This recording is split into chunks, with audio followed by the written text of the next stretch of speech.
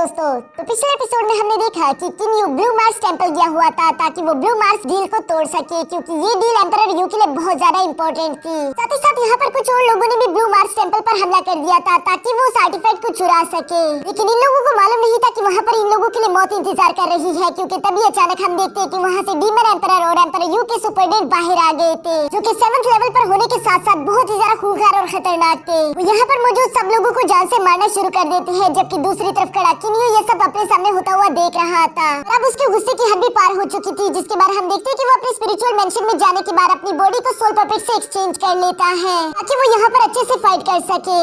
अब आगे next episode के शुरू में हम बाई को देखते हैं, जो कि यीगा की मौत पर बहुत ही ज्यादा गुस्से में थी और इसलिए वो मिस्टर व्हाइट से कहती है कि मैं तुम्हें जान से मार डालूंगी, लेकिन वो अपने मन ही मन में जानती थी कि मिस्टर व्हाइट को हराना इतना आसान काम नहीं है और वहाँ हमला करते वक्त वो ये सोच रही थी कि शायद इसी दौरान वो मारी जाएगी, लेकिन उसे इस बात से फर्क नहीं पड़ता क्योंकि अगर ये मर भी गई तो ये अपने दोस्त के पास पहुंच जाएगी। इसलिए हम देखते हैं कि उसे फौरन से मिस्टर व्हाइट पर हमला कर दिया था। दूसरी तरफ मिस्टर व्हाइट भी अपने एक बहुत ही ज्यादा पावरफुल अटैक से बाई को मारने की कोशिश करता है, लेकिन इससे पहले कि वो अटैक जाकर बाई को तकड़ा पाता तभी अचानक वहाँ पर किन्यू आ गया था, जो कि बाई को पीछे धकेलते हुए उस अटैक को अपनी बॉडी पर ले लेता है। यहाँ पर हम देखते हैं कि किन्यू ने उस अटैक को रोकने की अपनी पूरी कोशिश की थी, लेकिन वो अटैक काफी ज्यादा पावरफुल था, जिसकी वजह से वो सीधा जाकर पीछे एक पहाड़ से जा टकराता है। दूसरी तरफ मिस्टर व्हाइट ये देखकर समझ गया था कि किन्यू मर चुका होगा, इसलिए वो मुस्कुराते हुए वहाँ से चला जाता है, जबकि दूसरी तरफ हम किन्यू को देखते हैं जो कि वाकई में बेजान होकर पड़ा हुआ था। लेकिन जैसा कि हम जानते हैं कि ये किन्यू की रियल बॉडी नहीं थी, इसलिए किन्यू की सोल वापस उसकी रियल बॉडी में चली जाती है, जिसके बाद वो अपने मीटियोर स्टोन का इस्तेमाल करते हुए कह रहा था कि आखिर वो था क्या, उसने मुझ पर ऐसा अटैक किया जिससे मैं रोक ही नहीं पाया। ये तो अच्छा हुआ कि मैं पपेट सोल की बॉडी को यूज कर रहा था, नहीं तो इस अटैक से शायद मैं जान से मारा जाता। यहाँ पर हम देखते हैं कि पपेट सोल भी थोड़ा सा घायल हो चुका था, जिसे किन्यू अपने मीटियोर स्टोन से पूरी तरीके से हील कर देता है। इसके बाद सी शिफ्ट होकर टेंपल के बाहर आ जाता है, जहाँ हम डीमन एम्परर के सुपरडेंट को देखते हैं। उसके सामने जूलान खड़ा हुआ था। वो जूलान और जियांगियान से कहते हैं कि मैं जानता हूँ कि तुम दोनों काफी ज्यादा अच्छे कल्टिवेटर्स हो, लेकिन तुम दोनों मेरा कुछ नहीं बिगाड़ सकते, इसलिए यहाँ से चले जाओ। लेकिन जूलान उसकी बात नहीं मान रहा था। वो यहाँ पर उसे कहता है कि तुम मेरे रास्ते से हट जाओ, नहीं तो मैं तुम्हें जान से मार डालूंगा। मेरी तुम्हारे साथ कोई दुश्मनी नहीं, मुझे बस यहाँ पर डीमन एम्परर के आर्टिफैक्ट्स को तबाह करना है। अगर तुम मेरे रास्ते से हट जाओ तो तुम जिंदा बच जाओगे। डीमन एम्परर के सुपरडेंट भला इस बात के लिए क्यों एग्री होने लगा, इसलिए हम देखते हैं कि यहाँ पर इन दोनों के दरमियान एक फाइट शुरू हो चुकी थी, जहाँ पर इन दोनों की रफ्तार और पावर्स काफी ज्यादा खतरनाक थी। साथ ही साथ हमें देखने को मिलता है कि जूलान भी कोई आम इंसान नहीं, बल्कि वो अपनी कल्टीवेशन में बहुत ज्यादा बेहतरीन हो चुका है, जिसकी वजह से वो यहाँ पर डीमन एम्परर के सुपरडेंट को बहुत ही आसानी से टक्कर दे पा रहा था। लेकिन इसी बीच वहाँ पर एम्परर यू के सुपरडेंट यानी कि मिस्टर व्हाइट आ जाता है, जिसने आते साथ ही जूलान पर अटैक कर दिया था। इससे पहले कि ये अटैक जाकर जूलान को तकड़ा पाता तभी अचानक वहाँ पर किन्यू आ जाता है, जिसने अटैक को ब्लॉक करते हुए रोक दिया था। ये देखकर मिस्टर व्हाइट गुस्सा होते हुए कहती है कि आखिर तुम हो कौन जिसने मेरे 2 अटैक्स को रोक दिया। किन्यू बताता है कि मैं वो रक्षक हूँ जो कि यहाँ पर सबकी हिफाजत करेगा। ये सुनकर मिस्टर व्हाइट कहता है पहले खुद को तो बचा लो। जो कहते साथ ही हम देखते हैं कि डीमन एम्परर का सुपरडेंट फौरन से किन्यू के पीछे पड़ गया था, जबकि किन्यू उससे खुद की जान बचाने के लिए बड़ी तेजी से आगे जा रहा था। ये देखकर जूलान भी किन्यू की मदद करने के लिए उसके पीछे जाने की कोशिश करते हैं, लेकिन मिस्टर व्हाइट उसके रास्ते में आकर कहती है कि नहीं तुम यहाँ से यूं नहीं जा सकते, तुम्हें पहले मुझसे टकराना होगा। यहाँ पर जूलान को ये मुश्किल में देखकर जियांगियान फौरन से उसे अपना एक मैजिकल आर्टिफैक्ट दे देती है ताकि वो खुद की हिफाजत कर सके। और हम देखते हैं कि यहाँ पर जूलान और मिस्टर व्हाइट के दरमियान एक फाइट शुरू हो चुकी थी, जहाँ पर मिस्टर व्हाइट अपने बहुत ही ज्यादा पावरफुल टेक्निक्स का इस्तेमाल करके जूलान को मारने की कोशिश करता है, लेकिन वो चाहे अपने किसी भी टेक्निक्स का इस्तेमाल करता, उसका हर टेक्निक बहुत ही आसानी के साथ जूलान के आर पार हो जाता। वो टेक्निक उसे टच भी नहीं कर पा रहे थे, जिसकी वजह से मिस्टर व्हाइट समझ जाता है कि वो मैजिकल आर्टिफैक्ट का इस्तेमाल करके खुद की बॉडी को पूरी तरीके से एम्प्टी कर रहा है, यानी कि मेरे वेपन उसे टच नहीं कर पाएंगे। इसलिए उससे सवाल करता है कि ये बताओ कि तुम ग्रैंडमा यूनहुआ के क्या लगते हो, तुम उनका मैजिकल वेपन कैसे यूज कर रहे हो। ये सवाल सुनकर जूलान कहता है कि तुम्हें उस बात से कोई फर्क नहीं पड़ना चाहिए। जो सुनकर तो अब मिस्टर व्हाइट को भी गुस्सा आ गया था, इसलिए वो अपने शैडो सोर्ड आर्ट टेक्निक का इस्तेमाल करता है। इस टेक्निक की वजह से वहाँ पर बहुत सारे सोर्ड एक साथ आ चुके थे, जिसे जूलान भी डॉज नहीं कर पा रहा था और इसी वजह से वो थोड़ा बहुत घायल भी हो गया था। जिसे देखकर मिस्टर व्हाइट कहता है कि बेशक तुम्हारे पास ग्रैंडमा यूनहुआ का ट्रेजर है, लेकिन तुम उसे उनकी तरह इस्तेमाल नहीं कर सकते, जिससे एक बात तो तय है कि तुम यहाँ पर मारे जाओगे। ये सुनकर जूलान दूसरी तरफ बड़ी तेजी से भागना शुरू कर देता है, जबकि मिस्टर व्हाइट भी उसे फॉलो कर रहा था। दूसरी तरफ सेम हाल किन्यू का भी हो रहा था, जिस पर डीमन एम्परर का सुपरडेंट लगातार आग की बारिश कर रहा था, लेकिन किन्यू उसे अपनी स्पीड के साथ डॉज कर रहा था। और अब ऐसा करते करते आखिरकार ये दोनों एक जगह पर आकर रुक गए थे, जहाँ पर डीमन एम्परर का सुपरडेंट कहता है कि मानना पड़ेगा कि तुम्हारी स्पीड वाकई में काफी ज्यादा बेहतरीन है, लेकिन इसकी वजह से तुम मुझसे खुद को नहीं बचा सकते। और ये कहते साथ ही वो दोबारा उस पर आग बरसाना शुरू कर देते हैं, जिसे किन्यू अपनी शील्ड की मदद से रोकने की कोशिश कर रहा था। पर इसी दौरान डीमन एम्परर का सुपरडेंट अपनी सोर्ड का इस्तेमाल करते हुए किन्यू को घायल कर देता है, जिसकी वजह से किन्यू को बहुत ज्यादा पेन हो रहा था। लेकिन वो हार नहीं मानता, बल्कि वो दोबारा से खड़ा होकर फाइट के लिए रेडी हो गया था। लेकिन ये बात डीमन एम्परर के सुपरडेंट को बिल्कुल भी अच्छी नहीं लगती। वो गुस्से में यहाँ किन्यू पर अपनी सोल ईटिंग टेक्निक का इस्तेमाल कर देता है, जिसे अपनी तरफ आता हुआ देखकर किन्यू को अचानक से गाउनी की याद आ गई थी। वो याद करता है कि गाउनी ने भी बिल्कुल सेम टेक्निक का इस्तेमाल किया था, इसलिए वो बिल्कुल सेम फॉर्मेशन से उस टेक्निक को रोक देता है। लेकिन ये बात डीमन एम्परर के सुपरडेंट को बहुत ज्यादा हैरान कर देती है, इसलिए वो किन्यू से हैरान होते हुए सवाल करता है कि तुमने आखिर मेरी सोल ईटिंग टेक्निक को कैसे रोक दिया। जिस पर किन्यू मुस्कुराते हुए कहता है कि तुम भी ये बेकार टेक्निक बिल्कुल उसी आदमी की तरह इस्तेमाल कर रहे हो, जिसे यहाँ आने से कुछ दिन पहले ही मैंने जान से मार दिया था, क्योंकि वो मेरे दोस्त पर हमला करने वाला था। यहाँ ये बात सुनकर डीमन एम्परर के सुपरडेंट को बहुत ज्यादा गुस्सा आ जाता है। वो कहता है कि अच्छा तो तुम हो वो जिसने गायनी को मारा है। और ये कहते साथ ही वो अपने ब्लड शेडो पाइथन टेक्निक का इस्तेमाल करना शुरू कर देता है, जिसे किन्यू ने बड़ी तेजी के साथ टेलीपोर्ट होकर डॉज कर लिया था। साथ ही साथ वो यहाँ पर अपने मैजिकल वेपन का इस्तेमाल करके भागने की कोशिश करता है, क्योंकि वो जानता था कि मैं यहाँ पर इस डीमन एम्परर के सुपरडेंट को इतनी आसानी के साथ नहीं हरा सकता। जबकि दूसरी तरफ ज़्यूलान का भी बिल्कुल सेम हाल था, वो मिस्टर व्हाइट को नहीं हरा पा रहा था, जिसकी वजह से उसकी बुरी तरीके से पिटाई हो रही थी। यहाँ जियांग ये सब देख रही थी। वो अपने मन में कहती है कि मुझे कुछ करना ही होगा, नहीं तो ये दोनों यहाँ पर मारे जाएंगे। और ये कहते साथ ही अचानक उसके दिमाग में एक आइडिया आ गया था, जिसके बाद वो टेलीपोर्ट होकर वहाँ से कहीं दूर आ जाती है, जहाँ पर हम एक बंदे को बहुत ही ज्यादा मजे के साथ लेटकर शराब पीता हुआ देखते हैं। इस बंदे का नाम था वूमिंग, जिसके बाद हम देखते हैं कि याना भी यहाँ पर आ चुकी थी। वो यहाँ आते साथ ही कहती है कि ब्रदर वूमिंग तुम्हें मेरी मदद करनी होगी, जिस पर वूमिंग कहता है याना फिर तुमने क्या शरारत कर दी। तुम जानती हो ना कि मैं हर बार तुम्हारी इस तरह से मदद नहीं कर सकता, तुम हमेशा अपने लिए और मेरे लिए कोई ना कोई मुश्किल क्रिएट कर ही देती हो। जिस पर याना कहती है कि प्लीज ब्रदर वूमिंग मेरी मदद कर दो, नहीं तो मैं ग्रैंडमा से कहूंगी कि तुमने मुझे दोबारा से बुली किया था। जिस पर वूमिंग कहती है कि भला ये कब हुआ, मैंने तुम्हें बुली नहीं किया, तुम झूठ कैसे बोल सकती हो। जिस पर याना कहती है कि ये बात मैं जानती हूँ और तुम जानती हो, लेकिन ग्रैंडमा को कैसे मालूम होगा, इसलिए प्लीज मेरी मदद कर देना, तुम्हें ज़ूलान को किसी तरह भी करके बचाना ही होगा। ये सुनकर वूमी कहता है कि नहीं मैं ऐसा नहीं करूंगा, तुम जानती हो ना कि ज़ूलान को मारने के पीछे दो बड़ी बड़ी फोर्सेस है, मैं उनसे यूं पंगा नहीं ले सकता। अगर इस फाइट के बीच में मैंने इंटरफियर किया तो डीमन एम्परर और एम्परर यू मेरे खिलाफ हो जाएंगे, जबकि तुम अच्छे से जानती हो कि ज़ूलान के पास तुम्हारा आर्टिफैक्ट है, वो खुद की जान बचाकर वहाँ से निकल सकता है, इसलिए तुम्हें उसकी फिक्र करने की कोई जरूरत नहीं। जिस पर याना कहती है कि हाँ वो तो अपनी जान बचाकर निकल भी लेगा, लेकिन वहाँ पर एक और लड़का है जिसके पास है गोल्डन स्क्रोल, और मुझे नहीं लगता कि तुम चाहोगी कि वो गोल्डन स्क्रोल एम्परर यू या फिर डीमन एम्परर के हाथों में पड़ जाए, इसलिए मुझे लगता है कि तुम्हें उसकी मदद करनी ही होगी, क्योंकि वो खुद की मदद खुद नहीं कर सकता, वो अभी तक इतना ज्यादा स्ट्रॉन्ग नहीं है। जो सुनकर वूमी कहता है मुझे पूरी बात बताओ, और ये कहने के बाद याना उसे सारी कहानी बता देती है कि वहाँ पर क्या क्या हुआ। जो सुनने के बाद हम देखते हैं कि वूमी ने बड़ी तेजी के साथ अपने स्पेयर को वहाँ पर बुला लिया था, साथ ही साथ वो कहता है कि अब तो मुझे उसकी मदद करनी ही होगी। यहाँ दूसरी तरफ हम किन्यू और डीमन एम्परर के सुपरडेंट की फाइट देखते हैं, जहाँ डीमन एम्परर के सुपरडेंट ने दोबारा से किन्यू पर अपने फायर अटैक्स कर दिए थे। किन्यू इन फायर अटैक्स को अपने शील्ड का इस्तेमाल करके ब्लॉक करने की कोशिश करता है, लेकिन कुछ बचे हुए फायर अटैक्स पीछे से रिवर्स होकर उसे टकराने वाले थे, जिसे देखकर तो किन्यू भी थोड़ा सा परेशान हो गया था। लेकिन तभी ऊपर से वूमिंग एक वाइन की ड्रॉप उस पर गिरा देता है, जिसकी वजह से किन्यू के आसपास एक शील्ड क्रिएट हो गई थी और किन्यू उस अटैक से बच गया था। लेकिन किन्यू को मालूम नहीं होता कि आखिर ये सब किसने किया। जबकि दूसरी तरफ हम डीमन एम्परर के सुपरडेंट को भी देखते हैं, जो कि इस अटैक को रोकने वाले को देखकर काफी ज्यादा शॉक दिखाई दे रहा था। और इसी के साथ हमारा ये एपिसोड यहीं पर खत्म हो जाता है। हेलो दोस्तों, जैसा कि पिछले एपिसोड में हमने देखा कि जेएनएन ने वूमिंग को मना लिया था ताकि वो जाकर किन्यू और ज़ूलान की मदद कर सके। वूमिंग भी बहुत ही ज्यादा पावरफुल था, जिसके फाइट में हिस्सा लेने के बाद ये फाइट पूरी तरीके से बदल जाने वाली थी।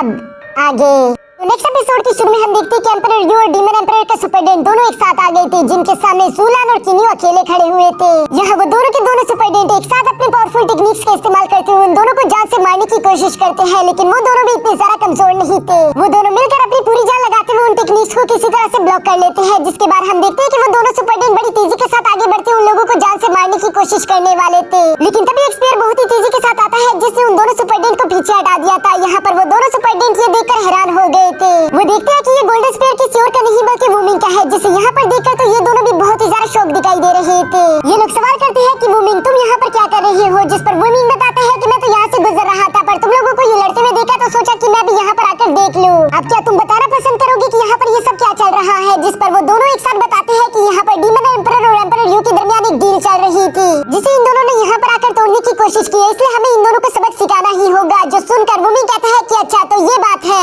फिर तो लगता है कि ऑलरेडी तुम लोगों ने काफी सारा सबक इन लोगों को सिखा दिया है। अब तुम क्यों ना इन लोगों को छोड़ दो ताकि मैं इन लोगों को यहाँ से लेकर जा सकूं, क्योंकि मेरे एक दोस्त ने मुझसे रिक्वेस्ट की थी कि मैं इन दोनों को यहाँ से बचा लूं, तो इसलिए मुझे यकीन है कि तुम्हें बुरा नहीं लगेगा। और ये कहते हुए वूमिंग ने अपने गोल्डन स्पेयर को बाहर निकाल लिया था, जो देखकर मिस्टर व्हाइट कहता है कि वूमिंग मैं तुम्हें अपना दुश्मन नहीं बनाना चाहता, लेकिन ये सब हमारी ड्यूटी है, इसलिए हम तुम्हें ये सब नहीं करने देने वाले। दूसरी तरफ हम डीमन एम्परर के सुपरडेंट को देखते हैं जो कहता है कि क्या हुआ, अगर तुम एक super divine beast 5 class golden dragon हो तो भी हम तुम्हारी बात नहीं मानने वाले, क्योंकि ये हमारे एम्परर का हुक्म है। और ये कहते साथ ही वहाँ पर मौजूद दोनों सुपरडेंट ने एक साथ वूमिंग पर हमला कर दिया था। यहाँ पर उन दोनों के अटैक्स को अपनी तरफ आता हुआ देखकर वूमिंग अपने स्पेयर को बड़ी तेजी के साथ गोल गोल स्पिन करना शुरू कर देता है ताकि वो इन दोनों के अटैक्स को ब्लॉक कर सके। लेकिन यहाँ दूसरी तरफ हम उन सुपरडेंट्स को देखते हैं जिन्होंने काफी ज्यादा चालाकी के साथ अपने अटैक्स को कर्व करके पीछे से उस पर हमला कर दिया था। यहाँ इससे पहले कि वो अटैक पीछे से आकर वूमिंग को जाकर टकरा पाते, ज़ूलान और किन्यू बड़ी तेजी के साथ आते हुए उन अटैक्स को कैंसिल कर देते हैं। जिसकी दूसरी तरफ हम देखते हैं कि वूमिंग को अब ये सब देखकर बहुत ज्यादा गुस्सा आ गया था, इसलिए वो अपने फॉर्मेशन को एक्टिवेट करते हुए गोल्डन ड्रैगन को समन कर लेता है। यहाँ उसका ये गोल्डन ड्रैगन दिखने में काफी ज्यादा बड़ा और खतरनाक लग रहा था, जिसका इस्तेमाल करते साथ ही वो एक ही अटैक में उन दोनों सुपरडेंट को काफी बुरी तरीके से घायल कर देता है। यहाँ बुरी तरीके से इंजर्ड होने के बाद हम देखते हैं कि डीमन एम्परर का सुपरडेंट तो फौरन वहाँ से निकल गया था, जबकि दूसरी तरफ मिस्टर व्हाइट भी कहता है कि वूमिंग मानना पड़ेगा कि तुम काफी ज्यादा पावरफुल हो। ऐसे ही यहाँ पर इस कॉन्टिनेंट में लोग तुम्हारी पावर्स के बारे में बातें नहीं करते रहते, मुझे तो बस इस बात का अफसोस है कि मैं तुम्हें नहीं हरा सकता। और ये कहने के बाद वो भी वहाँ से चला जाता है। पीछे खड़ा वूमिंग ये सब देखकर मुस्कुरा रहा था, क्योंकि वो यहाँ आने से पहले ही जानता था कि ये सब उसके लिए करना बहुत ही ज्यादा आसान काम है। दूसरी तरफ पीछे हम देखते हैं कि याना भी वहाँ पर आ चुकी थी, जो कि ज़ूलान को देखकर कहती है कि ज़ूलान क्या तुम ठीक हो। वूमिंग ये देखकर कहता है कि देखो तो सही, यहाँ पर लाइफ और डेथ का मैच मैंने लड़ा और ये उससे सवाल कर रही है कि क्या वो ठीक है या नहीं। जिस पर याना कहती है कि मैं तो जानती थी कि ब्रदर वूमिंग बहुत ज्यादा पावरफुल है, उसे कोई भी नहीं हरा सकता, इसलिए मुझे टेंशन नहीं हो रही थी। दूसरी तरफ हम ज़ूलान को देखते हैं जो कि ब्रदर वूमिंग का शुक्रिया अदा कर रहा था। वो उससे कहता है कि मेरी जान बचाने के लिए आपका बहुत बहुत शुक्रिया। वूमिंग मुस्कुराते हुए कहता है कि नहीं नहीं, ये तो मेरे लिए छोटी सी बात थी, अब तुम लोगों को भी मेरे लिए कुछ न कुछ तो करना ही होगा। दूसरी तरफ वो किन्यू को देखकर कहता है कि वैसे तुम कौन हो। जहाँ किन्यू अभी भी अपने मिटियोर की फॉर्म में था, वो यहाँ पर अपना खुद का इंट्रोडक्शन अभी देने ही लगता है कि तभी अचानक याना आगे आकर कहती है कि इसका नाम है किन्यू। जो सुनकर तो किन्यू थोड़ा सा शॉक हो गया था, लेकिन याना उसे बताती है कि शॉक होने वाली कोई बात नहीं, तुम्हारा नाम आजकल यहाँ पर बहुत ज्यादा चल रहा है, इसलिए मुझे तुम्हें देखते ही अंदाजा हो गया था कि तुम कौन हो। यहाँ दूसरी तरफ हम देखते हैं कि वूमिंग यहाँ इन दोनों लड़कों के पास आकर कहता है कि चलो अब सारा के सारा मसला सॉल्व हो चुका है और अब तो वक्त है कि हम लोग अपनी जीत को एंजॉय करें, तो इसलिए कौन कौन मेरे साथ शराब पीना चाहेगा। ये सुनकर तो ज़ूलान और किन्यू दोनों ही खामोशी के साथ वहाँ पर खड़े थे, जिस पर याना बताती है कि शायद तुम लोगों को मालूम नहीं कि ब्रदर वूमिंग कौन है। वो बताती है कि ब्रदर वूमिंग एक डबल एम्परर के बेटे यानी कि वो ड्रैगन क्लैन के प्रिंस है, जो कि काफी ज्यादा पावरफुल है और उनका नाम यहाँ पर बहुत ज्यादा मशहूर है। इनको लोग ज्यादातर प्यार से नेमलेस प्रिंस भी कहते हैं, क्योंकि इन लोगों ने अपने क्लैन को छोड़ दिया था। किन्यू को जब मालूम होता है कि वूमिंग एक प्रिंस है, लेकिन उसके बावजूद भी उसने यहाँ पर आकर किन्यू की मदद की, तो इसलिए उसका भी फर्ज बनता है कि वो असली चेहरा यहाँ पर वूमिंग को जरूर दिखाए, क्योंकि अब उसको भी किन्यू पर पूरा यकीन आ चुका था। जिसके बाद हम देखते हैं कि किन्यू अपने मिटियोर फॉर्म को हटाकर अपने रियल फॉर्म में आ जाता है। ऐसा सिर्फ किन्यू उन्हीं लोगों के सामने करता है जिन पर किन्यू को पूरी तरीके से यकीन हो। इसके बाद सी शिफ्ट होकर यहाँ एम्परर यू के पैलेस में आ जाता है, जहाँ पर हम देखते हैं कि एम्परर यू के सुपरडेंट ने एम्परर यू को सारी की सारी कहानी बता दी थी कि वहाँ पर क्या क्या और कैसे हुआ, जो सुनकर एम्परर यू भी थोड़ी सी हैरान दिखाई दे रही थी। वो कहती है कि आखिर ये लड़का कितना ज्यादा पावरफुल होगा, जिस पर एम्परर यू के सुपरडेंट बताता है कि वो ज्यादा पावरफुल तो नहीं लग रहा था, लेकिन इसके बावजूद भी उसने मेरे कुछ अटैक्स को ब्लॉक कर दिया था, साथ ही साथ उसके पास वही सोल पपेट भी था, जिसकी वजह से एम्परर यू को मालूम हो चुका था कि मिटियोर कोई और नहीं बल्कि वही किन्यू है, जिसने हमारे कुछ साथियों को मार दिया, साथ ही साथ उसने कुछ ट्रेजर भी हमारे चुराए हुए हैं। लेकिन यहाँ पर एम्परर यू को यही बात समझ नहीं आ रही थी कि भला वूमिंग उसकी मदद करने के लिए क्यों आया, जिस पर उसका सुपरडेंट बताता है कि वूमिंग कह रहा था कि ये सब वो किसी दोस्त के लिए कर रहा है। अब ये सारी बातें जानने के बाद एम्परर यू अपने सुपरडेंट से कहता है कि हमें नहीं मालूम कि उसका ड्रैगन क्लैन से क्या ताल्लुक है, लेकिन तुम्हें पूरी तरीके से ध्यान रखना होगा कि ड्रैगन्स को हमारे इरादों के बारे में पता ना चल पाए, और जितना शांति के साथ हो सके तुम लोगों को किन्यू को पकड़ना ही होगा। यहाँ ये सारी बातें सुनने के बाद एम्परर यू के सुपरडेंट कहता है ठीक है मास्टर, जैसा आपका हुक्म, और ये कहने के बाद वो वहाँ से चला जाता है।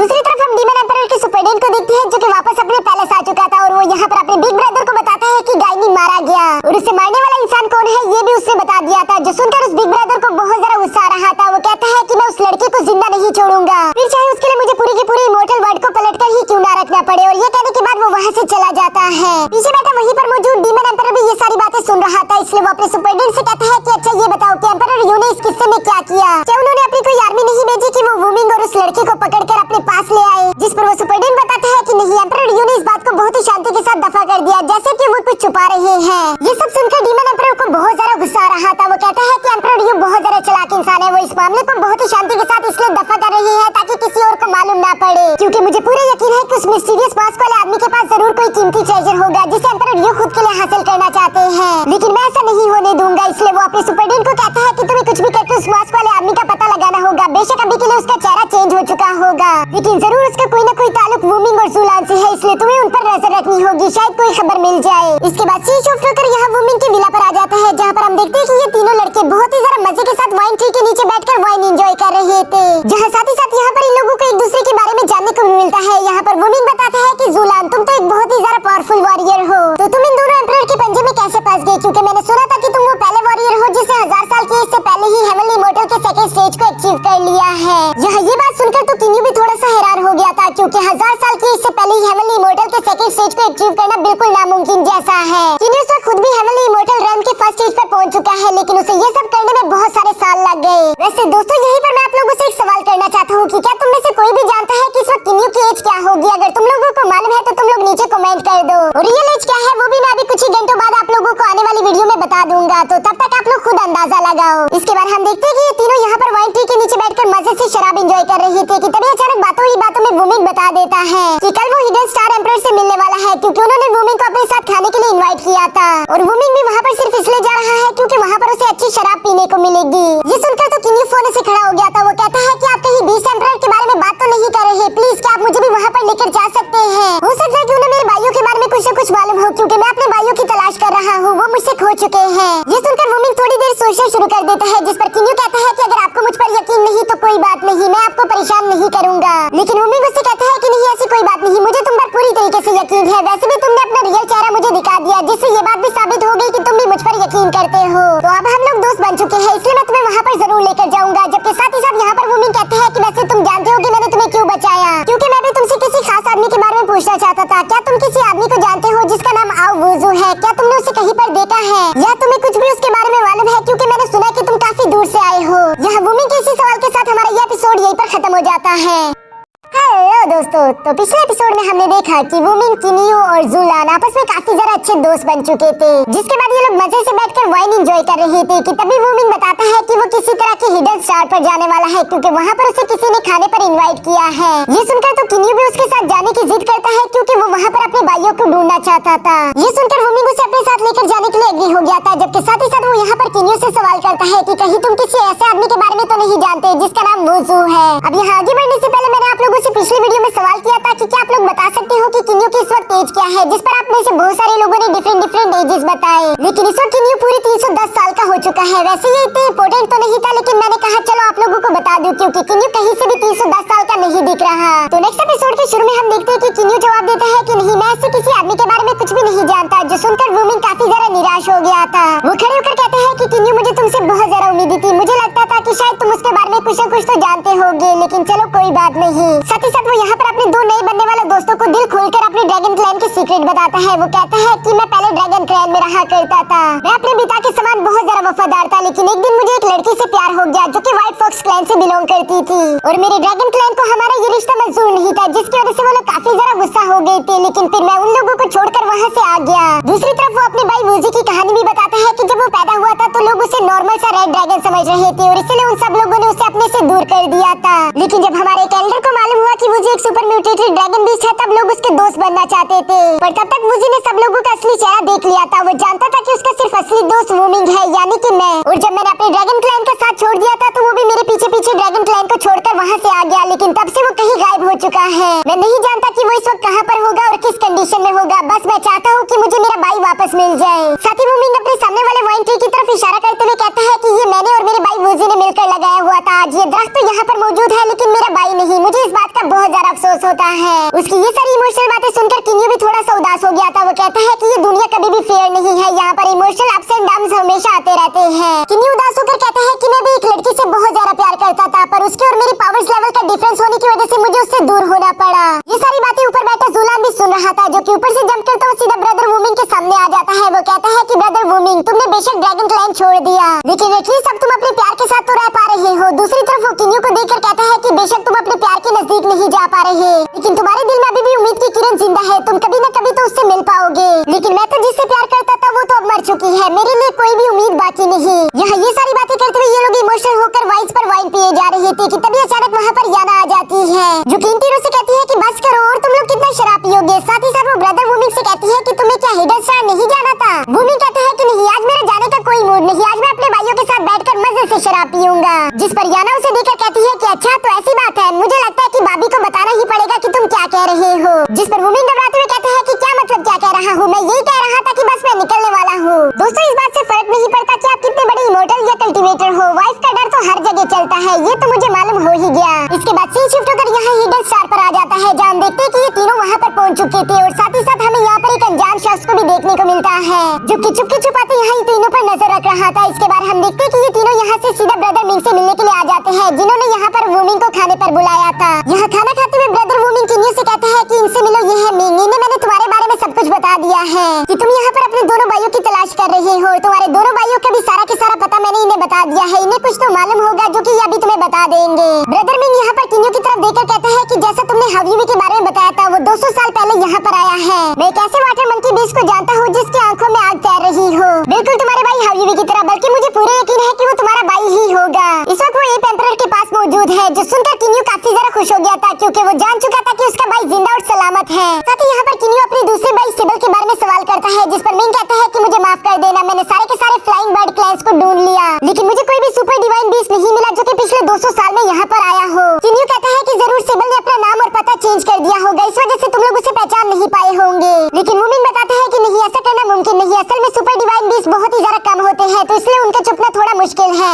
साथ ही जुलान बताता है कि ब्रदर वुमिन ने बिल्कुल ठीक कहा, जैसा कि तुमने बताया था कि सिबल के पास ब्लैक फेदर्स मौजूद है और ऐसा सुपर डिवाइन बीस्ट तो यहाँ पर पिछले 200 साल में कोई भी नहीं आया सिवाय एक के, जिसका नाम है जोंग, और मुझे नहीं लगता कि जोंग तुम्हारा भाई होगा क्योंकि वो बहुत ही ज्यादा जिद्दी डिवाइन बीस्ट है। किन्यू अब यहाँ पर ये सारी बातें सुनकर फोन से अपनी जगह पर खड़ा हो गया था। वो कहता है चलो कोई बात नहीं, अभी के लिए मुझे हाउफी का पता तो चल ही गया, मैं उसे लेने के लिए जा रहा हूँ। लेकिन ब्रदर वुमिन उसे शांत करते हुए कहता है कि नहीं, तुम इस तरह से ग्रेट एप एम्परर के पास सीधा से नहीं जा सकते, वो गुस्से वाला है, हो सकता है कि तुम्हें नुकसान पहुंचा दे, इसलिए मैं उसके पास पहले अपना एक बंदा भेजूंगा जिसके बाद ही तुम उससे मुलाकात करना। और ये कहने के बाद वो मिंग से कहता है कि तुम्हें ये काम संभालना होगा। मिंग भी यहाँ पर अपने भाई वुमिन के लिए कुछ भी कर सकता है, इसलिए वो कहता है ठीक है ब्रदर, आप बिल्कुल फिक्र मत करो, मैं ये काम कर दूंगा। दूसरी तरफ किन्यू भी यहाँ पर वुमिन का शुक्रिया अदा कर रहा था, जिसके बाद नेक्स्ट सीन में हम देखते हैं कि किन्यू अपने स्पिरिचुअल मेंशन में कल्टीवेशन कर रहा था ताकि वो अपने लेवल को ब्रेक थ्रू कर सके। यहाँ किन्यू खुद से कहता है कि मैं डार्क स्टार के लास्ट स्टेज तक पहुंच चुका हूँ, मेरे ब्रेक थ्रू का वक्त आ चुका है, अब मुझे लगता है कि मुझे सारे के सारी एनर्जीज एक साथ जमा करनी होगी। जो कहने के बाद हम देखते हैं कि अब तक उसे जितने भी क्रिस्टल जमा किए थे वो उन सबको एब्जॉर्ब करना शुरू कर देता है।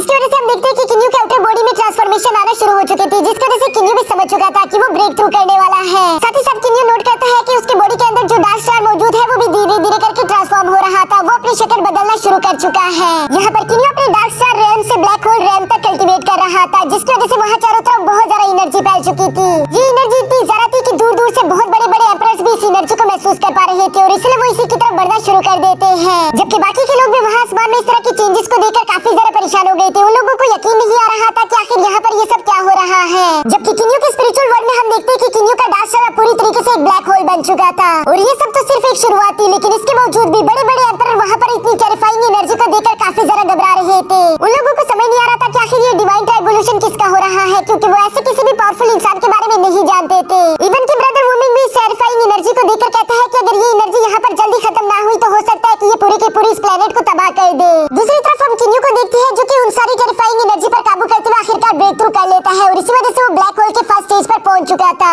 दोस्तों यहाँ पर किन्यू का ये ब्लैक होल रेल्म नॉर्मल लोगों का गोल्डन इमॉर्टल रेल्म के बराबर है, इसलिए अगर इस बार किन्यू की फाइट उन दो सुपरडेंट से हो जाती है तो वो उन दोनों को बहुत ही आसानी के साथ हरा भी देगा। अब यहाँ आखिरकार जैसे किन्यू अपने गोल्डन इमॉर्टल लेवल पर पहुंच चुका है तो वो उस आर्टिफैक्ट का इस्तेमाल करता है जो कि मास्टर लियन ने उससे जाते वक्त दिया था। उस आर्टिफैक्ट में बहुत तरह के फ्लोर्स मौजूद थे, लेकिन सब किन्यू की पावर्स के मुताबिक फर्स्ट फ्लोर ही एक्टिवेट हो पाता है, जिसकी वजह से किन्यू टेलीपोर्ट होकर उस फर्स्ट फ्लोर में चला गया था। इस फ्लोर में आते साथ ही हम देखते हैं कि किन्यू पर किसी ने हमला कर दिया था, जिसे किन्यू डॉज करने की कोशिश करता है, पर वो हमला वाकई में काफी ज्यादा दमदार था और ये हमला किसी और ने नहीं बल्कि मास्टर लियन ने किया है, जिसे किन्यू अपने सामने देखकर काफी ज्यादा खुश हो जाते हैं। मास्टर लियन यहाँ पर किन्यू को कांग्रेचुलेशन करते हुए कहते हैं कि तुमने गॉड स्पीड का फर्स्ट फ्लोर एक्टिवेट कर लिया है। ये वही जगह है जहाँ पर हावीवी और सेबल ने अपनी कल्टीवेशन की थी। यहाँ पर अगर तुम 1 साल तक कल्टीवेशन करोगे तो बाहर के 10 साल की कल्टीवेशन के बराबर होगा, इसलिए तुम्हें अपनी पूरी जान लगानी होगी क्योंकि ये तो तुम्हारी कल्टीवेशन की सिर्फ शुरुआत है। और ये कहने के बाद हम देखते हैं कि मास्टर लियन वहाँ से चले गए थे, जिस पर किन्यू उनसे कहता है कि रुक जाइए, लेकिन तब तक मास्टर लियन वहाँ से जा चुके थे। जबकि दूसरी तरफ किन्यू के पीछे से एक बहुत ही ज्यादा प्यारी आवाज किन्यू से कहती है कि किन्यू, जिसे सुनकर किन्यू भी फौरन से पीछे पलट गया था है और वो देखता है कि ये कोई और नहीं बल्कि जियांगली थी। यहाँ जियांगली को इतने समय बाद देखकर किन्यू बहुत ज्यादा इमोशनल हो गया था। वो उसके पास जाकर कहता है कि तुम्हें देखकर मुझे काफी ज्यादा खुशी हुई। दूसरी तरफ जियांगली भी किन्यू से कहती है कि मैं हमेशा तुम पर नजर रखती हूँ, मैं देखती हूँ कि तुम मुझसे मिलने के लिए कितनी ज्यादा मेहनत कर रहे हो। लेकिन साथ ही साथ वो यहाँ पर किन्यू से कहती है कि प्लीज तुम अपना ख्याल रखा करो, मुझे तुम्हारे लिए बहुत ज्यादा फिक्र होती है। किन्यू भी उसे बहुत ही ज्यादा इमोशनल होकर कहता है कि तुम फिक्र मत करो, मैं अपना ख्याल रख रहा हूँ और मैं तुमसे मिलने के लिए जल्द ही आऊंगा। यहाँ जियांगली किन्यू की ये सारी बातें सुनकर किन्यू के बहुत ज्यादा करीब आ चुकी थी और वो धीरे से उसे किस कर देती है, जो देखकर तो किन्यू पूरी तरीके से शॉक हो गया था। वो शर्माते हुए कहते हैं कि मैं जो सब कुछ तुम्हारे लिए कर रहा हूँ क्या ये उसका एक छोटा सा इनाम है? जिस पर जियांगली बहुत ही ज्यादा प्यार से उसके गाल को पकड़ते हुए कहती है कि हाँ, और ये कहने के बाद जियांगली कहती है कि अभी के लिए मुझे वापस जाना होगा। किन्यू उसे यूं जाने नहीं देना चाहता था, लेकिन उसकी भी मजबूरी थी, वो कुछ कर भी नहीं सकता था। दूसरी तरफ जियांगली जाने से पहले किन्यू से कहती है कि प्लीज अपना ख्याल रखना, और ये कहने के बाद जियांगली वहाँ से चली जाती है, जिसके साथ ही हमारा ये एपिसोड यहीं पर खत्म हो जाता है। तो दोस्तों, अगर आप लोगों को एपिसोड अच्छा लगा तो मेरे चैनल को सब्सक्राइब कर देना, साथ ही साथ इस वीडियो को लाइक भी कर देना ताकि मैं नेक्स्ट एपिसोड आप लोगों के लिए जल्द से जल्द ला सकूं। हेलो दोस्तों, तो पिछले एपिसोड में हमने देखा कि वुमिंग वक्त पर आकर किन्यू और ज़ूलान की जान बचा लेता है, जिसकी वजह से इन तीनों के दरमियान काफी ज्यादा अच्छी दोस्ती हो गई थी। और यहाँ पर हम देखते हैं कि वुमिंग किन्यू को अपने साथ एक हिडन प्लेनेट लेकर चला गया था, जहाँ पर किन्यू को अपने भाइयों के बारे में थोड़ी बहुत इन्फॉर्मेशन मिल जाती है। साथ ही साथ किन्यू ने वहाँ पर ब्रेक थ्रू करके ब्लैक होल रेल्म को अचीव कर लिया था। जबकि यहाँ साथ ही दूसरी तरफ हम देखते हैं कि डीमन एम्परर का सुपरडीन भी वापस डीमन एम्परर के पास चला गया था, जहाँ वो उसके बेटे को गायनी के बारे में बताता है कि कैसे उसे किन्यू ने जान से मार डाला। ये बात सुनकर डीमन एम्परर का बेटा काफी ज्यादा गुस्से में आ गया था, इसलिए वो कसम खाता है कि चाहे कुछ भी हो जाए मैं किन्यू को जान से मार डालूंगा, और वो इसी के लिए सफर पर निकल जाता है। अब आगे नेक्स्ट एपिसोड के शुरू में हम ज़ूई को देखती है, जो कि काफी ज्यादा गुस्से में सीधा हिडन स्टार की तरफ बढ़ता जा रहा था ताकि वो किन्यू को जान से मार सके। जबकि दूसरी तरफ हिडन स्टार पर हम याना और ज़ूलान को देखती है, जिन्हें इन सब की कोई भी खबर नहीं थी और वो बहुत ही ज्यादा शांति के साथ एक कब्रिस्तान में आए हुए थे, जहाँ हम देखते हैं कि ज़ूलान काफी ज्यादा इमोशनल दिखाई दे रहा था, क्योंकि ये कब्र उसी की थी जिससे ज़ूलान प्यार करता था और अब वो इस दुनिया को छोड़कर जा चुकी है। यहाँ पर याना ज़ूलान से कहती है कि तुम उसके साथ वक्त गुजारो, मैं यहाँ से जा रही हूँ। वो असल में ज़ूलान को परेशान नहीं करना चाहती थी, जिस पर ज़ूलान भी उसकी बात मानकर वहीं पर रुक गया था। यहाँ भी कुछ ही सेकंड गुजरे थे कि तभी अचानक ज़ूलान को कुछ डार्क एनर्जी महसूस होती है, जिसकी वजह से वो अपने मैजिकल स्वॉर्ड को लेकर बड़ी तेजी के साथ वहाँ से जाने के लिए रवाना हो जाता है। जाने से पहले उसने याना को अपने पीछे आने से मना किया था, लेकिन याना इतनी आसानी के साथ मानने वालों में से कहाँ थी, इसलिए वो भी उसे फॉलो करना शुरू कर देती है। इसके बाद हमें सिटी का सीन दिखाया जाता है, जहाँ पर हम देखते हैं कि ज़ूई आखिरकार किन्यू के पास पहुँच गया था। वो आते साथ ही किन्यू से सवाल करता है कि अच्छा तो तुम हो जिसने गायनी को जान से मारा। यह ज़ूई के बारे में ज्यादा कुछ जाने बगैर किन्यू से देकर कहता है कि एक ऐसा इंसान जो कि औरतों को किडनैप करके उनको रेप करने या फिर मारने की कोशिश करे, वो भी दिन दिहाड़े, तो उसका मरना तो बनता ही है। किन्यू का ये जवाब सुनकर ज़ूई को काफी ज्यादा गुस्सा आ गया था, इसलिए वो अपनी पावर्स को एक्टिवेट करते हुए कहता है कि तुम काफी ज्यादा हिम्मत वाले हो, लेकिन अब देखना पड़ेगा कि क्या तुम दर्द में भी ये हिम्मत दिखा सकते हो, क्योंकि उसने पहले से इरादा कर लिया था कि यहाँ पर चाहे कुछ भी हो जाए वो किन्यू को जान से मार डालेगा। जबकि दूसरी तरफ हम किन्यू को देखते हैं, जिसे मालूम तक नहीं था कि ज़ूई आखिर है कौन। किन्यू यहाँ इस फाइट के शुरू में सबसे पहले अपनी तलवार का इस्तेमाल करके ज़ूई को मारने की कोशिश करता है, जिस पर ज़ूई भी अपनी टेलीपैथी का इस्तेमाल करते हुए अपनी सोर्ड से उसकी सोर्ड को रोक देता है। जिसके बाद हम देखते हैं कि ज़ूई बहुत ही ज्यादा तेजी के साथ मूव करता हुआ लगातार किन्यू पर हमले कर रहा था, जिस पर किन्यू को एहसास हो जाता है कि ज़ूई की रफ्तार तो वाकई में काफी ज्यादा खतरनाक है। किन्यू से हैंड टू हैंड कॉम्बैट में नहीं हरा पा रहा था कि तभी अचानक हम देखते हैं कि ज़ूई मौका पाकर किन्यू पर नजदीक से एक ब्लास्ट भी कर देता है, जिससे टकराकर किन्यू काफी ज्यादा दूर जा गिरा था, लेकिन उसके वॉर आर्मर ने उसको प्रोटेक्ट कर लिया था, जिसे देखकर ज़ूई मुस्कुराते हुए कहता है कि अच्छा तो तुम्हारे पास ये डिवाइन आर्टिफैक्ट भी है, लेकिन आज से तुम्हारा ये डिवाइन आर्टिफैक्ट भी तुम्हें नहीं बचा सकता। और ये कहते साथ ही हम देखते हैं कि ज़ूई ने काफी तेजी से आगे बढ़ना शुरू कर दिया था, जो देखकर किन्यू दोबारा से अपनी सोर्ड के साथ खुद को तैयार कर लेता है।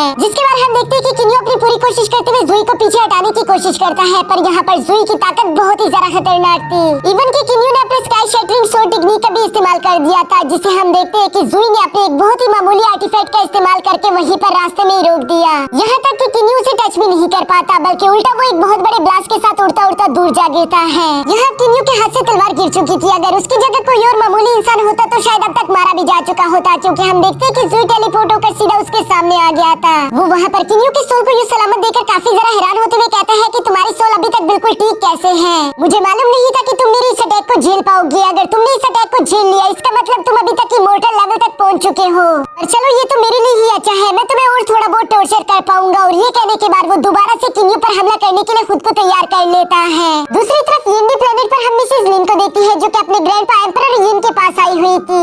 वो अपने सामने किन्यू को इतनी बुरी तरीके से पीटता हुआ देखकर अपने ग्रैंडपा से कहती है कि आपको किन्यू की मदद करनी होगी। आप जानती हैं कि ज़ूई बहुत ही ज्यादा खतरनाक 6 लेवल का डीमन एम्परर है। किन्यू ज़ूई को अकेले रोक नहीं पाएगा, जिस पर हम देखते हैं कि एम्परर यिन कहता है जरूरत नहीं, क्योंकि वहाँ पर वूमिंग और जूलान भी है। मुझे पूरा यकीन है कि वो लोग वहाँ पर किन्यू की मदद करने के लिए जरूर आएंगे। मैं सिर्फ वहाँ पर ज़ोई के लिए नहीं जा सकता। दोस्तों असल में एम्परर यिन काफी ज्यादा पावरफुल है। वो सिर्फ ज़ोई को रोकने के लिए वहाँ पर नहीं जा सकते थे, वरना वो किन्यू की काफी ज्यादा रिस्पेक्ट करते थे, क्योंकि किन्यू ही वो इंसान है जिसने उनकी ग्रैंड डॉटर की जान बचाई थी।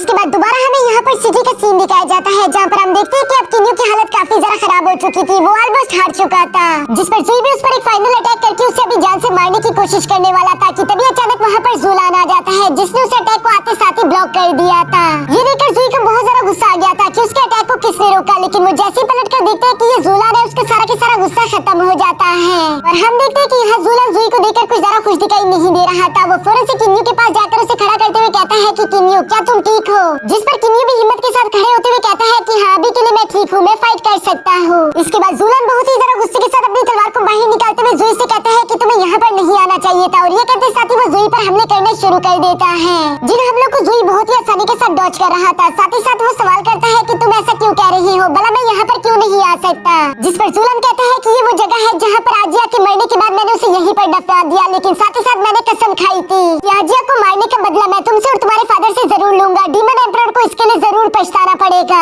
ये सब कहते हुए जूलान लगातार ज़ोई पर हमले करते जा रहा था, पर ज़ोई की रफ्तार बहुत ही ज्यादा थी। वो बहुत ही आसानी के साथ जूलान की तलवार को पकड़कर कहता है कि जूलान क्या तुम्हें मालूम है कि आजिया ने मरने से पहले मुझसे क्या कहा था। ये सुनकर तो जूलान की आंखें खुली की खुली रह जाती है, जिसके बाद ज़ोई कहता है कि आजिया ने मरने से पहले मुझसे कहा था कि मैं तुम्हें जिंदा छोड़ दूं, और ये कहने के बाद वो जूलान को हिट करते हुए दूर पटक देता है। लेकिन इससे पहले कि वो जमीन पर हिट कर पाता, किन्यू बड़ी तेजी के साथ जंप करते हुए सीधा उसे कैच कर लेता है। इन सब के बाद हम देखते हैं कि ज़ोई जंप करते हुए सीधा एक ऊंची जगह पर चला गया था, जहाँ पर वो कहता है कि मैंने पहले तुम्हारी जान बख्श दी थी, लेकिन अब तुम यहाँ पर वापस आ चुके हो, इसलिए अब तुम्हें भी मरना होगा। जो कहने के बाद वो अपनी डिमोनिक टेक्निक और शेन ऑफ ब्लड का इस्तेमाल करके इन दोनों को यहाँ पर मारने की कोशिश करता है। यहाँ ये टेक्निक बहुत ही ज्यादा पावरफुल दिखाई दे रही थी, जिसे देखकर किन्यू फौरन अपने स्पिरिचुअल मेंशन चला गया था, जहाँ पर हम देखते हैं कि वो अपने सोल पपेट को अपने ही क्लोन में बदल देता है। यहाँ उस अटैक के बाद ज़ोई जाकर देखता है कि वहाँ चारों तरफ धुआं हो चुका था, और उसे लग रहा था कि शायद वो दोनों ही अब तक जान से मारे जा चुके होंगे। लेकिन तभी उस धुएं के बाहर से हम देखते हैं कि किन्यू और उसका क्लोन जूलान को लेकर बाहर आ गए थे, जो देखकर ज़ोई भी काफी ज्यादा हैरान रह गया था। वो हैरान होते हुए कहता है कि पहली बात तो ये कि तुम मरे नहीं, और दूसरी बात ये कि अब तुम्हारा क्लोन भी है। किन्यू भी वहाँ पर जूलान को बहुत ही ज्यादा शांति के साथ खड़ा करके उससे कहता है कि अब तुम फिक्र मत करो, क्योंकि मैं इसके साथ फाइट करूंगा, और ये कहने के बाद वो सीधा फाइट करने के लिए आगे चला गया था। दूसरी तरफ ज़ोई अपनी तरफ दो किन्यू को आता हुआ देखकर अपना भी एक क्लोन क्रिएट कर लेता है, जिसके बाद हम देखते हैं कि यहाँ पर दो क्लोन्स और दो रियल्स के बीच में फाइट शुरू हो चुकी थी। इस बार किन्यू भी ज़ोई को बहुत ही ज्यादा खतरनाक टक्कर दे रहा था, लेकिन साथ ही साथ उससे डर भी लग रहा था, क्योंकि वो जानता था कि वो अपने सोल पपेट को ज्यादा देर तक इस्तेमाल नहीं कर सकता। उसके सोल पपेट का वक्त जैसे ही खत्म होगा, उसका क्लोन भी यहीं पर गायब हो जाएगा। यहाँ पर ये सारी फाइट तो चल ही रही थी कि तभी अचानक वहाँ पर याना भी आ जाती है, जो कि आते साथ ही सीधा जूलान के पास चली गई थी। वो जूलान को देखकर कहती है कि जूलान क्या तुम ठीक हो, जिस पर जूलान उसे बताता है कि नहीं मैं ठीक नहीं हूँ। अगर किन्यू का वो क्लोन यहाँ पर ना होता तो शायद अब तक मैं मर चुका होता। मुझे वीक होने पर काफी ज्यादा बुरा महसूस हो रहा है। याना ये सारी बातें सुनकर किन्यू के क्लोन की तरफ देखती है, जिसे देखते ही वो पहचान गई थी, इसलिए वो मुस्कुराते हुए कहती है कि मुझे ऐसा लगता है कि किन्यू को ये क्लोन किसी और ने दिया है। यहाँ वो अभी इसी तरह की बातें कर ही रही थी कि तभी अचानक हम देखते हैं कि किन्यू सीधा आकर जमीन पर टकरा जाता है, यानी कि अब किन्यू की भी सारी एनर्जी खत्म हो चुकी थी। लेकिन ज़ोई तो अभी भी हार मानने वालों में से नहीं था। वो आगे बढ़कर यहाँ पर अभी किन्यू को मारने की कोशिश करने वाला था, जिस पर जूलान उसके सामने आकर खड़ा हो जाता है। वो यहाँ पर अपनी जान देकर भी किन्यू की हिफाजत करने वाला था, जिस पर ज़ोई मुस्कुराते हुए उससे कहता है कि मेरे सामने से हट जाओ, तुम एक लूजर के अलावा और कुछ भी नहीं हो। किन्यू भी यहाँ पर दोबारा से खड़ा तो हो चुका था, लेकिन अब उसकी हालत बहुत ही ज्यादा खराब थी। मुझे नहीं लगता कि वो दोबारा से फाइट करने की हालत में था। यहाँ जब ये सिचुएशन देखकर हम देखते हैं कि याना खुद ही फाइट में कूद चुकी थी, जहाँ पर हम देखते हैं कि उसने ज़ोई के आसपास बहुत सारे क्लोन्स बना लिए थे। ज़ोई उन क्लोन्स को अपने सामने देखकर कहता है कि तुम भी एक मामूली सी लूजर हो, जो कि अपने मास्टर के आर्टिफैक्ट की बुनियाद पर मेरे सामने उछलने की कोशिश कर रही हो, लेकिन तुम्हें नहीं भूलना चाहिए कि तुम किसके सामने खड़ी हो। और ये कहते साथ ही वो उस पर हमला करना शुरू कर देता है। लेकिन हम देखते हैं कि याना तो काफी आसानी के साथ उन सारे अटैक्स को डॉज कर रही थी। साथ ही साथ वो यहाँ पर ज़ोई को काफी बुरी तरीके से मारती भी है, जिसकी वजह से ज़ोई को काफी ज्यादा गुस्सा आ रहा था। उसकी ये टेक्निक देखकर तो किन्यू भी थोड़ी देर के लिए हैरान हो गया था। वो कहता है कि आखिर ये याना किस सीक्रेट टेक्निक का इस्तेमाल कर रही है, जिस पर जूलान बताता है कि ये उसकी कोई सीक्रेट टेक्निक नहीं बल्कि एक ट्विस्टेड आर्टिफैक्ट है, जिसका इस्तेमाल करके वो खुद की बॉडी को इम्पिटी कर लेती है। इस टेक्निक की वजह से ज़ोई उसे हिट नहीं कर पा रहा था, और यही बात उसे काफी ज्यादा गुस्सा भी दिला रही थी। पर अब गुस्सा बढ़ जाने की वजह से हम देखते हैं कि वो अपने ब्लड डैगर का इस्तेमाल करना शुरू कर देता है। बेशक वो उसे हिट नहीं कर सकता, पर उसके दोस्तों को तो नुकसान पहुंचा सकता है, इसलिए वो यहाँ पर यही करने वाला था। लेकिन इससे पहले कि वो यहाँ पर किन्यू और जूलान को हिट कर पाता, तभी अचानक पीछे से एक बहुत बड़ा ड्रैगन आ जाता है, जो कि किसी और का नहीं बल्कि वूमिंग का था, जिसके आते साथ ही हम देखते हैं कि उसने वहाँ उस अटैक को ब्लॉक कर दिया था। यह वूमिंग की एंट्री के साथ हमारा यह एपिसोड भी यहीं पर खत्म हो जाता है। हेलो दोस्तों, तो पिछले एपिसोड में हमने देखा कि ज़ुई किन्यू को मारने के लिए हिडन स्टार पहुंच चुका था, जहां पर ज़ुलान उसे रोकने की अपनी पूरी कोशिश करता है, लेकिन ज़ुलान और किन्यू दोनों मिलाकर भी ज़ुई का मुकाबला नहीं कर पा रहे थे कि तभी अचानक वहां पर वूमिंग आ जाता है, जिसके आते साथ ही सारा की सारा सीन चेंज हो चुका था। अब आगे नेक्स्ट एपिसोड के शुरू में हम देखते हैं कि वूमिंग वहां आने के बाद ज़ुई से कहता है कि तुम यहाँ पर क्या कर रहे हो, तुम एक 6th लेवल की डीमन एम्परर हो, उसके बावजूद तुम चुपके से यहाँ पर आकर यूं हमला कर रही हो, ये तुम्हारी इज्जत को शोभा नहीं देता। लेकिन ज़ुई वूमिंग से कहता है कि तुम्हारा इन सब से कोई लेना देना नहीं, इसलिए इस सबसे दूर रहो। जिस पर वूमिंग उसे जवाब देता है कि ये सब मेरे दोस्त हैं और मैं ही यहाँ पर इन लोगों को हिडन स्टार लेकर आया, इसलिए तुम ऐसा नहीं कह सकते।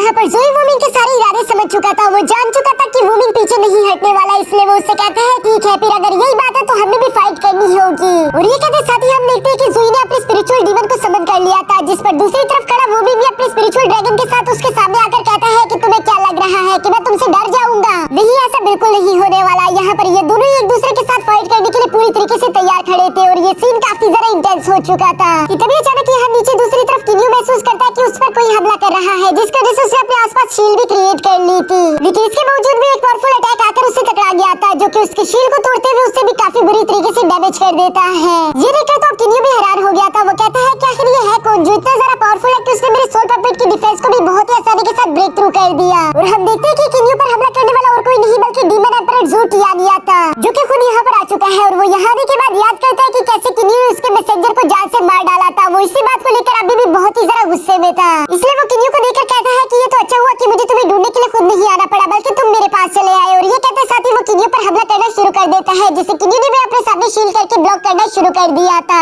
ऑफ कोर्स ज्यादा देर तक किन्यू के लिए इस एनर्जी को रोकना मुश्किल होता जा रहा था कि तभी अचानक हम देखते हैं कि वूमिंग का वेपन वहां पर आकर उस एनर्जी को ब्रेक कर देता है, जिसके बाद हम देखते हैं कि वूमिंग भी वहां पर आ चुका था। वूमिंग अपने सामने डीमन एम्परर को देखकर कहता है कि अच्छा, तो तुम यहाँ पर अपनी बेटी ज़ुई के लिए आए हो, मुझे मालूम नहीं था कि तुम्हारा कोई बेटा भी है, बल्कि मुझे तो ऐसा लगा था कि शायद तुम्हारी सिर्फ एक बेटी है। जिस पर डीमन एम्परर काफी ज्यादा शांति के साथ बताता है कि हाँ, ज़ुई मेरा इकलौता बेटा है, जबकि वो लड़की मेरी बेटी नहीं थी बल्कि वो तो अडॉप्टेड थी। डीमन एम्परर की ये बात सुनकर ज़ुलान को काफी ज्यादा गुस्सा आ गया था। वो गुस्से में कहता है कि तुम उसे अपनी बेटी नहीं कह सकते, तुम जानते थे कि आजिया और मैं एक दूसरे से प्यार करते हैं, लेकिन इसके बावजूद भी तुमने उसकी सारी खुशियों पर पानी फेरते हुए उसकी शादी अपने बेटे से करवाने की कोशिश की, और बदले में इस कमीने ने किया क्या, इसने हाजिया को जान से मार डाला। यहाँ पर ज़ुलान इसी तरह की बातें कर रहा था, जिस पर हम देखते हैं कि ज़ुई को भी काफी ज्यादा गुस्सा आ जाता है। वो ज़ुलान से कहता है कि तुम यहाँ पर जिंदा हो तो सिर्फ आजिया की वजह से, क्योंकि उसने मुझसे कहा था कि मैं तुम्हें जिंदा छोड़ दूं। यहाँ आजिया का नाम ज़ुई के मुंह से सुनकर ज़ुलान को काफी ज्यादा गुस्सा आ रहा था, इसलिए वो उस पर हमला करने के लिए आगे बढ़ने की कोशिश करता है, लेकिन हम देखते हैं कि डीमन एम्परर अपने एक ही हाथ के इशारे से ज़ुलान को उठाकर पीछे पटक देता है,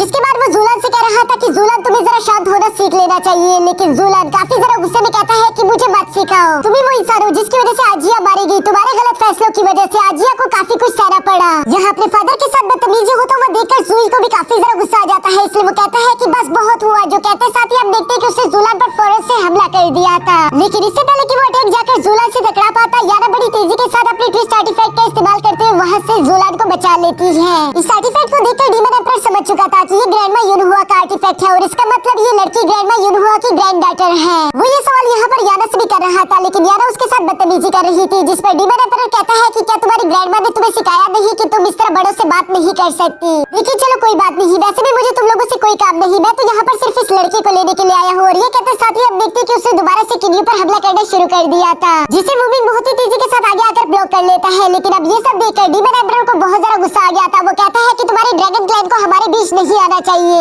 नहीं तो ये तुम्हारे क्लैन के लिए अच्छा नहीं होगा। बाद में ये मत कहना कि मैं कुछ ज्यादा ही क्रूर हो चुका था। यहाँ इससे पहले कि वूमिंग कुछ भी कह पाता, किन्यू आगे आकर कहता है कि डीमन एम्परर तुम्हारी फाइट मुझसे है और मैं अपनी फाइट खुद लड़ सकता हूँ। जो सुनकर तो डीमन एम्परर ने मुस्कुराना शुरू कर दिया था। वो कहता है कि तुम बातें बहुत बड़ी बड़ी कर रही हो, इसका मतलब तुम्हें मुझे अपनी रियल पावर्स दिखानी ही होगी। जो कहते हुए डीमन एम्परर हवा में चला गया था और वो मुस्कुराते हुए अपना डीमन आर्मर पहनना शुरू कर देता है। साथ ही साथ हम देखते हैं कि उसने यहाँ पर अपनी डेडली ब्लड स्टॉर्म टेक्निक को एक्टिवेट कर लिया था, जिसकी वजह से वहाँ पर खून का एक तूफान तूफान आ गया था।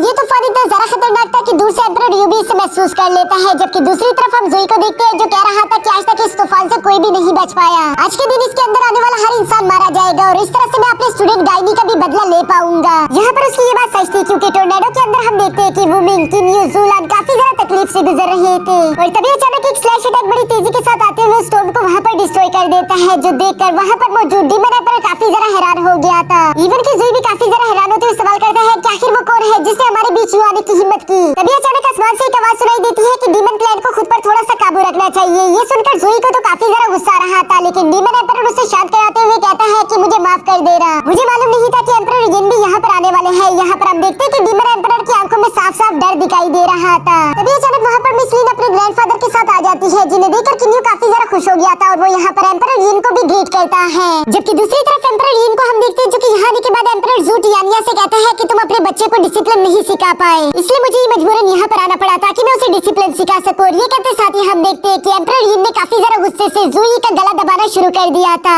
जिसकी वजह से उसे काफी ज्यादा पेन हो रही थी। दूसरी तरफ याना ये सब देखकर मुस्कुराते हुए सब लोगों को बता रही थी कि एम्परर यिन बहुत ही ज्यादा पावरफुल है, वो किसी भी प्लेनेट को छुट्टियों के अंदर डेर कर सकते हैं और अगर मिस लिन उनकी ग्रैंड डॉटर है तो फिर किसी ने भी उनको नुकसान पहुंचाया वो उन्हें जिंदा नहीं छोड़ेंगे। यानी कि अब इनके यहाँ पर होते हुए डीमन एम्परर भी हम लोगों को कुछ नहीं बिगाड़ सकता। ये सारी बातें सुनकर तो किन्यू भी काफी ज्यादा खुश दिखाई दे रहा था। दूसरी तरफ हम देखते हैं कि डीमन एम्परर यहाँ पर एम्परर यिन को शांत कराने की कोशिश कर रहा था। वो उनसे कहता है कि प्लीज मेरे बेटे को माफ कर दीजिए। मैं खुद गाइनी को पर्सनली ज्यादा अच्छे से नहीं जानता था, लेकिन मेरा बेटा उसका मास्टर था और अगर वो मर गया है तो इसलिए वो थोड़ा सा दुखी था, जिसकी वजह से उसने ये सब कर दिया। लेकिन अगर मेरे बेटे को मालूम होता कि मिस लिन आपकी फैमिली से बिलोंग करती है और गाइनी ने उन्हें नुकसान पहुंचाने की कोशिश की तो वो कभी भी ऐसी हरकत नहीं करता।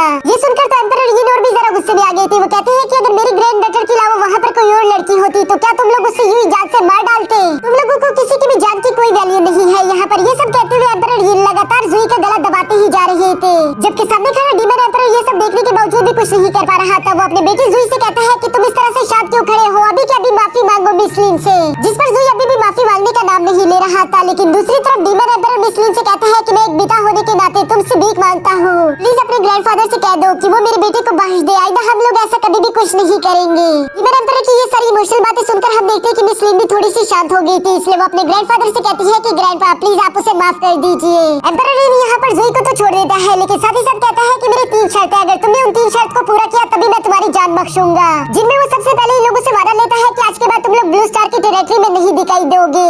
सेकंड शर्त के तौर पर एम्परर यिन यहाँ पर ज़ूई पर एक जोरदार अटैक कर देते हैं ताकि वो उसकी हाफ एनर्जी को सप्रेस कर सके। और आखिरी शर्त यहाँ पर एम्परर यिन की ये थी कि ज़ूई किन्यू से माफी मांगेगा, जो सुनकर ज़ूई बिल्कुल ऐसा ही करता है। इसके बाद एम्परर यिन इन दोनों बाप बेटों से कहता है कि अभी के लिए यहाँ से चले जाओ और आइंदा मुझे कभी भी दिखाई मत देना, जो सुनते साथ ही हम देखते हैं कि वो दोनों फौरन अपनी जान बचाकर वहाँ से निकल गए थे। इसके बाद किन्यू एम्परर यिन का शुक्रिया अदा करता है, जिस पर एम्परर यिन उससे कहता है कि नहीं, तुम्हें मेरा शुक्रिया नहीं बल्कि मुझे तुम्हारा शुक्रिया अदा करना चाहिए, क्योंकि अगर तुम ना होते तो शायद मेरी ग्रैंड डॉटर जिंदा ना होती। तुमने मिस लिन का मेरी पीठ पीछे काफी अच्छे से ख्याल रखा, इसलिए अब मेरे इलाके में आज के बाद तुम्हें कोई भी कुछ नहीं कह पाएगा। और ये कहने के बाद वो वहाँ से जाने के लिए रवाना हो जाते हैं, जबकि दूसरी तरफ हम मिस लिन को भी देखती है जो किन्यू से कह रही थी कि मैं भी अपने ग्रैंडफादर के साथ जा रही हूँ, तुम अपना ख्याल रखना। और ये कहने के बाद वो अपने ग्रैंडफादर के साथ वहाँ से चली जाती है, जबकि यहाँ पीछे हम वुमिन को देखते हैं जो कि किन्यू से कह रहा था कि वाह तुमने बताया नहीं कि तुम्हारी पहुंच इतनी ज्यादा है कि तुम एम्परर यिन को जानते हो। अगर तुम एम्परर यिन को जानते हो तो इस इलाके में तुम्हें कभी भी कोई कुछ नहीं कह पाएगा।